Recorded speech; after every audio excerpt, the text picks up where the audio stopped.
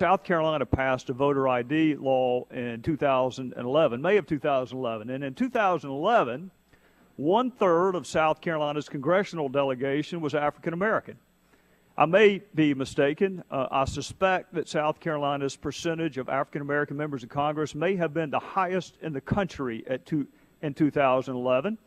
And as we now know, 1 of 2 African American United States senators is from South Carolina in the person of my friend Tim Scott. In addition, South Carolina's governor is of Indian descent. Professor, in your testimony, you had mentioned the significance of having career prosecutors to make these decisions. Did I understand your testimony correctly?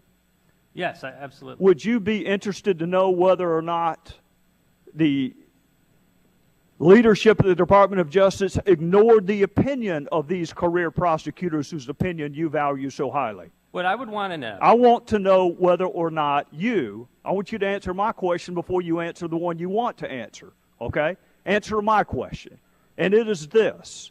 Would you be interested in knowing whether or not leadership in the Department of Justice ignored the advice of career DOJ attorneys?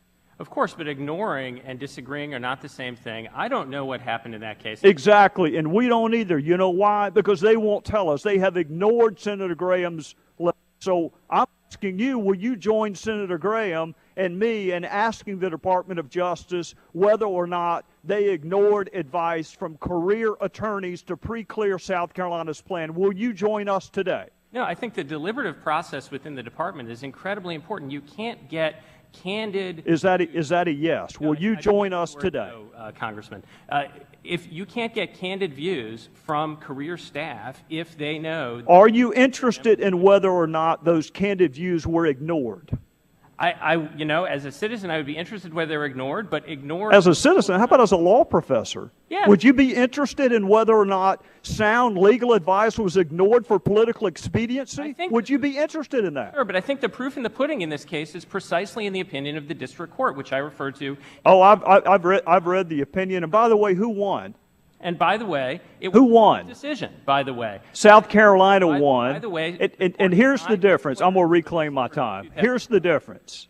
There was a 1.6% difference in African Americans who had accepted acceptable photo IDs, and white South Carolinians. 1.6% difference. 20 years ago, when I was working on voting rights cases, that was considered de minimis.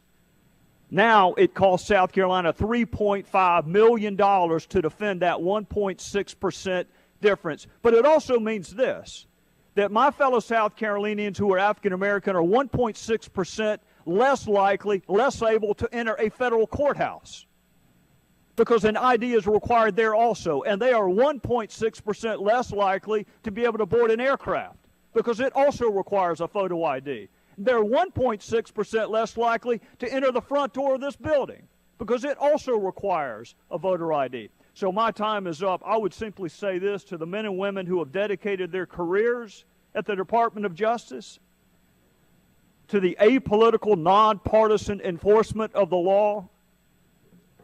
I'm sorry that we're having to have this hearing. And I'm also sorry to the state of South Carolina that it had to spend $3.5 million to have a district court, ultimately a 3-judge panel, ultimately agree with us. And I'm sorry for the Department of Justice that they put politics ahead of the law.